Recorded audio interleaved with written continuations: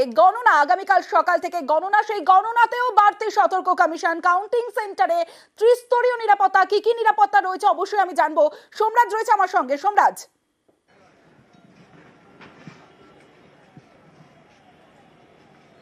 দেখো, আগামীকাল গণনাকে কেন্দ্র করে ত্রিস্তরীয় নিরাপত্তা ব্যবস্থা তো থাকছেই, পাশাপাশি 55টি গণনা কেন্দ্রের জন্য 92 কোম্পানি আধা সেনা মোতায়েন থাকছে। গণনা কেন্দ্রের 200 মিটারের মধ্যে 144 ধারা জারি থাকছে। পাশাপাশি পোলিং এজেন্টদের জন্য বিশেষ পদক্ষেপ নিয়েছে নির্বাচন কমিশন।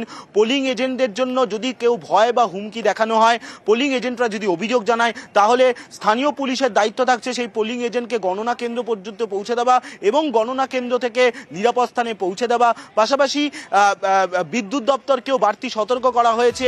2021-এর নন্দীগ্রাম থেকে শিক্ষা নিয়ে নির্বাচন কমিশন স্পষ্ট নির্দেশ দিয়েছে আজকে ভার্চুয়ালি বৈঠক করে, যে কোনোভাবেই যাতে বিদ্যুৎ বিচ্ছিন্ন না হয় গণনা চলাকালীন 55টি গণনা কেন্দ্রে।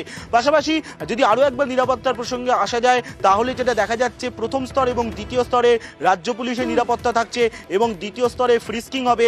অর্থাৎ যারা পোলিং এজেন্ট থাকবেন, যারা সরকারি আধিকারিক থাকবেন, তাদেরকে ফ্রিস্কিং করে তারপরেই তৃতীয় স্তর, অর্থাৎ যেখানে স্ট্রং রুম থাকছে, যেখানে গণনা কেন্দ্র করা হয়েছে, সেখানে ঢুকতে পারবেন এবং এই গণনা কেন্দ্র থেকে কেউ বেরোতে পারবেন না এবং কোনো রিলিভারও থাকবে না এবারের গণনাতে।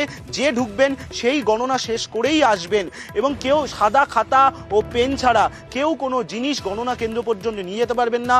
তৃতীয় স্তর অর্থাৎ গণনা কেন্দ্রের ভেতরে আধা সেনা বা কেন্দ্রীয় বাহিনী নিরাপত্তা থাকবে, আর বাইরে আইন শৃঙ্খলার দায়িত্ব রাজ্য পুলিশের থাকবে। সব মিলিয়ে এভাবেই গোটা গণনা পর্বকে সাজিয়েছে নির্বাচন কমিশন। বেশ সোমরাজ।